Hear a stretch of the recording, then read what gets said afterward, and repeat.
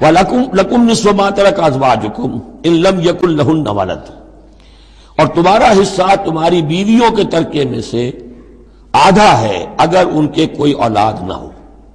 بیوی فوت ہو رہی ہے اور اس کے کوئی اولاد نہیں ہے تو جو کچھ چھوڑ رہی ہے اس میں سے نصف جو ہے شوہر کا ہو جائے گا، باقی نصف جو ہے وہ بیوی کے بھائیوں وغیرہ کو جائے گا، لیکن شوہر کا نصف ہو گیا۔ فَإِن كَانَ لَهُنَّ وَلَدٌ، اور اگر اس کی اولاد ہے فَلَكُمُ الرُّبُعُ مِمَّا تَرَكْنَا، پھر تمہارے لیے چوتھائی حصہ ہوگا اس میں یہ جو اس نے چھوڑا ہے، باقی تین چوتھائی اس کی اولاد میں تقسیم ہو جائے گا۔ من بعد وصیت یوصین بہا او دین، اور یہ بھی ہوگا وصیت کی ایگزیکیوشن کے بعد، اور اگر کوئی قرض ہے تو اس کی ادائیگی کے بعد۔ وَلَهُنَّ الرُّبُعُ مِمَّا تَرَكْتُمْ، اور جو کچھ تم چھوڑو، مرد شوہر فوت ہو گیا ہے تو اس کی وراثت میں سے بیویوں کا حصہ ہے چوتھا۔ ان لم یکن لکم ولد، اگر تمہارے کو اولاد نہیں ہے۔ فَإِن كَانَ لَكُمْ وَلَدٌ، اور اگر تمہارے اولاد ہے فَلَهُنَّ الثُّمُنُ مِمَّا تَرَكْتُمْ مِن بَعْدِ وَصِيَّةٍ تُوصُونَ بِهَا أَوْ دَيْنٍ، تو پھر تو ان کے لیے آٹھواں حصہ ہے۔ اگر تمہارے لیے اولاد ہے تو تمہاری بیوی کے لیے پھر آٹھواں حصہ ہے تمہارے ترکے میں سے، من بعد وصیۃ توصون بہا او دین، اس وصیت کو تکمیل کے بعد جو تم نے کی ہو یا قرض جو تمہارے ذمہ ہو ادا کرنے کے بعد۔ وَإِن كَانَ رَجُلٌ يُورَثُ كَلَالَةً، اور اگر کوئی شخص جس کی وراثت جو ہے تقسیم ہو رہی ہے کلالہ تھا، او امراتن، یا کوئی عورت بھی کلالہ ہو سکتی ہے۔ یہ کلالہ کون ہوتی ہے؟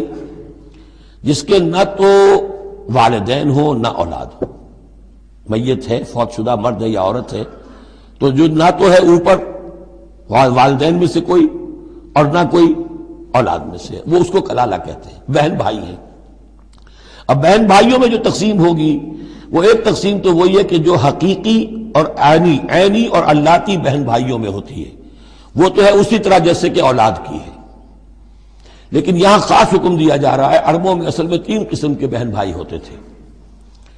ایک عینی وہ ہے، باپ بھی وہی ہے، مشترک ماں بھی وہی ہے، جنہیں ہم حقیقی کہتے ہیں، ہمارے ہاں حقیقی بھائی، حقیقی بہن، یعنی والدین دونوں مشترک ہیں۔ اللاتی کہ باپ ایک ہے اور مائیں جدا ہیں، لیکن عرب میں ان میں کوئی فرق نہیں تھا، وہ بھی حقیقی کہلاتے تھے۔ حکم جو ہے معاشرے کے اندر ان کے عینی اور اللاتی بہن بھائیوں کا ایک ہی تھا، کوئی فرق نہیں تھا۔ ان کے ہاں سوتیلا وہ کہلاتا تھا کہ ماں ایک ہو باپ اور ہو۔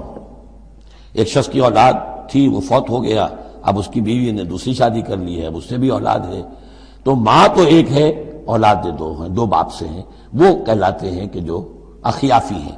ان کا حکم دے رہا ہے کہ اگر کوئی شخص مرا ہے وہ کلالہ ہے، چاہے وہ مرد ہے یا عورت ہے، وَلَهُ أَخٌ أَوْ أُخْتٌ، اس کی ایک بہن ہے یا ایک بھائی ہے، فَلِكُلِّ وَاحِدٍ مِّنْهُمَا السُّدُسُ، تو ان میں سے ہر ایک کے لیے چھٹا حصہ ہے۔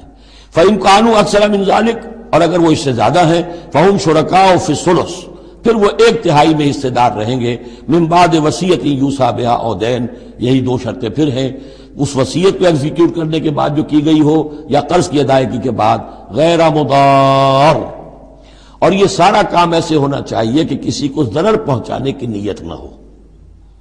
وصیۃ من اللہ، یہ اللہ کی طرف سے تاکید ہے۔ واللہ علیم حلیم، اللہ تعالیٰ سب کچھ جاننے والا، کمال حلم والا ہے۔ اس کے حلم پر دھوکہ نہ کھاؤ کہ وہ تمہیں پکڑ نہیں رہا ہے، اس کی پکڑ جب آئے گی تو ان بطش ربک لشدید، پھر اس کی پکڑ بڑی سخت ہوگی۔